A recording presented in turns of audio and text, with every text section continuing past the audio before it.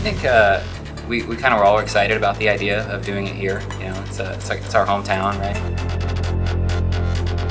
So when I ask people, international friends, what they think of Seattle, you know, right off the top of their head, they're like, oh man, rain.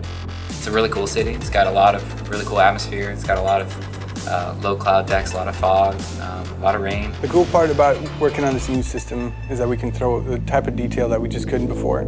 And say, hey, look, we want a bank of puddles here. We're just going to paint some blue verts in here. We can come in here and we can lower the puddle values. We can come in here with the tools, and I can start painting in these patches where I want, you know, destruction, fall off, and then kind of for the final awesome bits here, a lot of wetness and puddles just to kind of give it a rained-on feel, like we've kind of been here a while.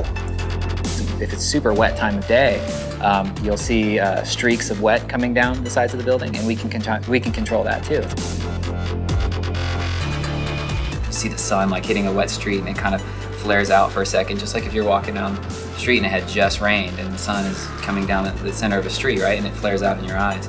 You want that. So I can make it feel like there's really heavy fog sitting on the bay and the water down here. Which for me it's great because like maybe I want really low hanging fog and to be more clear as it goes up. It allows me to create some like really super interesting times of day. One of the features I'm most excited about is actually that share button, because we're, you know, of course going to use it for cool replays of all the fun physics stuff that happens.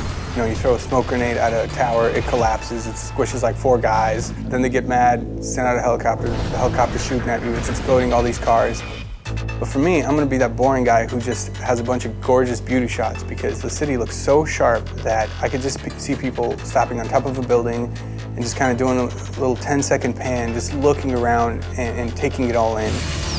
Being able to actually light an entire game for PS4 and make it, you know, look like the city that I live in, that's awesome.